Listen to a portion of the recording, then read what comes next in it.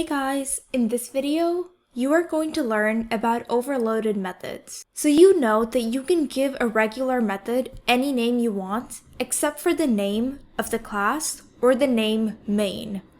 But have you ever wondered if you can give two different methods the same name? For example, I have these methods in the same program in the same class. These are two separate methods, but they both have the same name, multiply.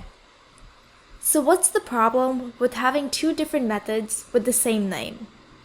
Well, when I call the method multiply, how will the computer know which method to execute? There are two of them. So is having two different methods with the same name allowed? The answer is only under certain conditions. Under certain conditions, where it is allowed, when two or more methods have the same name, they are called overloaded methods. So what are these conditions where two methods are allowed to have the same name? Well, here it is. The two methods have to have different types of parameter lists in order to be allowed to have the same name. This means that when the method is called, the computer should be able to tell the difference between the two methods with the same name by observing the values entered in the parameter list of the method. In order to have a differentiable parameter list, we can look at three things. We will go over each of these three things with an example. Firstly, we can look at the data types of the parameters.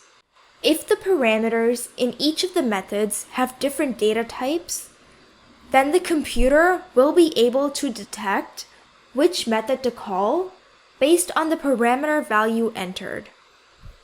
Let's look at an example of this. Here are two methods with the same name and they each have one parameter. However, the parameter of the first method is of type int, and the parameter of the second method is of type double.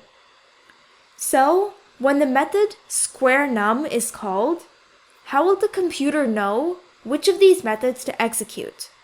It can't execute them both, only one. Well, it depends on the parameter value that is entered when we call the method.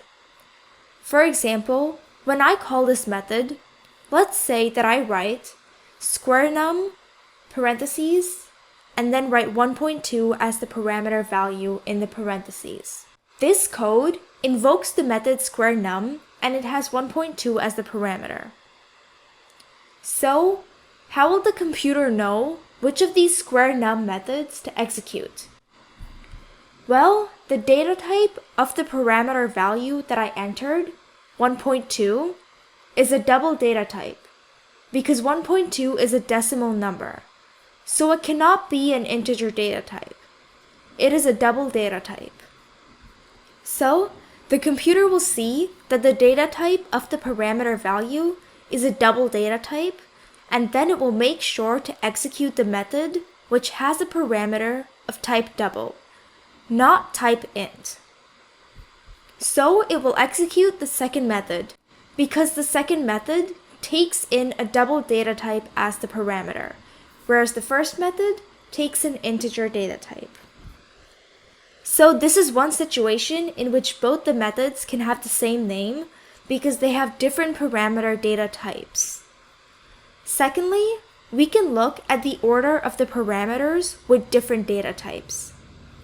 For example, one method might have a string parameter first and then a double parameter, like the first one over here, while another method might have a double parameter first and then a string parameter, like the second method over here.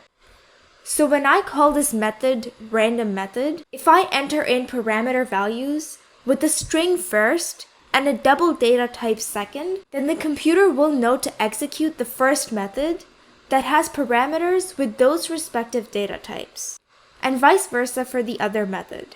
So, if I call the method random method with these parameters over here, guess which method the computer will execute, the first one or the second one?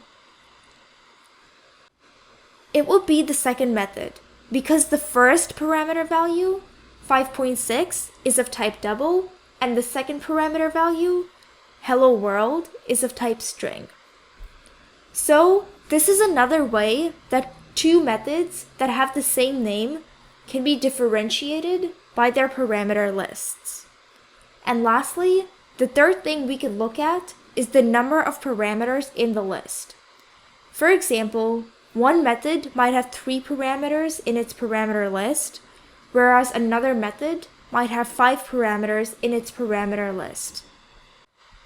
For example, these two methods have the same name, addStrings, and they both have the same types of parameters in the same order, strings. However, the first method has only 3 parameters, whereas the second method has 5 parameters. So, when this method is called, the computer will know which method the user is referring to by seeing the number of parameter values entered. If the user enters 3 string values, then the computer will know to execute the first method. And if the user enters 5 string values, then the computer will know to execute the second method. So if I call the method addStrings by writing this line of code, guess which method the computer will execute, the first or the second? It will be the first method, because there are 3 string values entered in the parameter list of the method call. Also, keep in mind that it would work if one overloaded method had 0 parameters and the other method had 1 or more parameters. So, these are the 3 ways in which the computer can differentiate between 2 or more methods through their parameter lists. If the computer can differentiate between 2 methods based on their parameter lists, then those methods are allowed to have the same name. And when they have the same name, they are called overloaded methods. Now, do the quiz about overloaded methods after this video.